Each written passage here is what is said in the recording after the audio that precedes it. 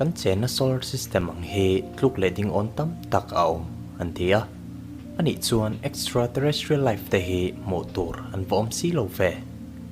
tun hun anga to te chuan Keimahni anga finna nei ve tho intelligent life hi universe a hian om trau to tor ania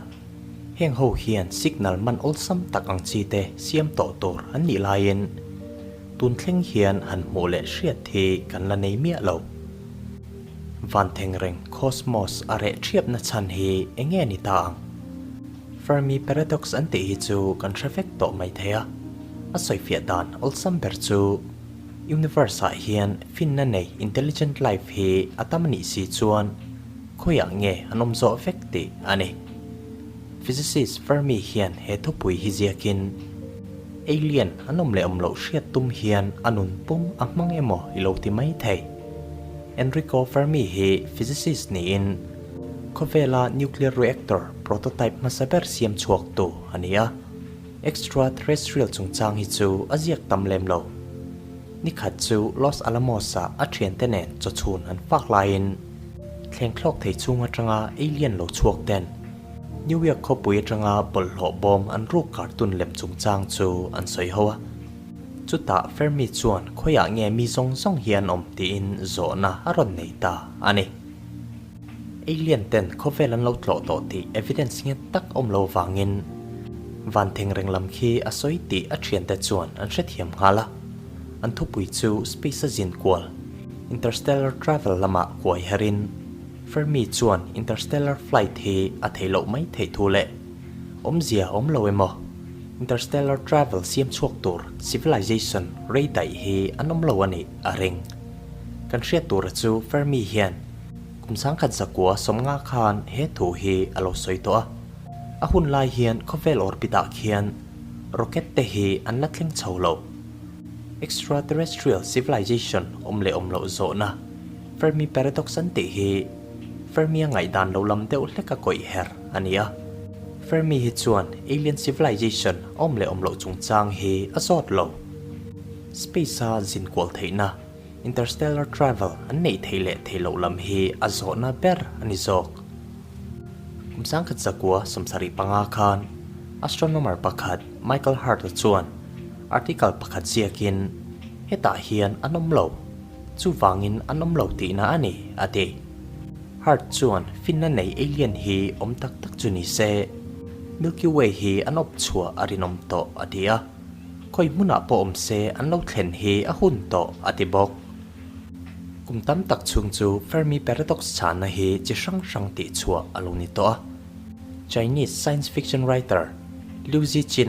The Dark Forest Theory anti hi ngai ven hlo berte zingami ani universe hi ramnga zau tak thimmup angin an ngai ruatala Keini mishing te baka civilization dang te hi sapel tu ang kanne universe pumpuya hian alien civilization tam tak oma se atua te po hian civilization dang biak po hi lau oma an ngaya chu wangin ngoi renga om hi an thlang zok hei hi space radio signal engma kan don lo na chan te po ani thea signal engma om lo chuan fin na nei intelligent life dang anom le omlo fin fia ngai na hi om lo ani ti hian ram ngo thim taka hian sapel tu tam tak te hi thing phe na ngoi rengin ambi reflect ti na ang ania hei hi dark forest theory hom zia chu ani tunari chuan space zin kwal theina interstellar travel hi kan la nei lova amaro chu technology le man ro om to mangte in interstellar communication hi chu a thei to laser mang hian galaxy chung mun sang ol sam takin signal athon thei to khomong ve bok ma se hemi chau ni lo spacecraft kan thon chu ba ka radio le tv signal space lik chuak te po om renga ma sela heti chung po hian space hi alare thiap tho Voyager probe pani te hi solar system chu sanin an kalmeka heng probe pani te hian mishing te ni na kim chang data poimo zong zong keng telin civilization fing tak an omani phot chuan an lo ngeya kan thlen to chin ngai to chuan ramngo thim taka hian me kan chieng to kan signal lo chon tu anom le om lo nga hi kan ti thei zong ani rin dan pakhat le a chuan heng civilization changkang zok te hian signal hi chu an thon chuak ve thova heng an signal thon chuak te hi adana wangin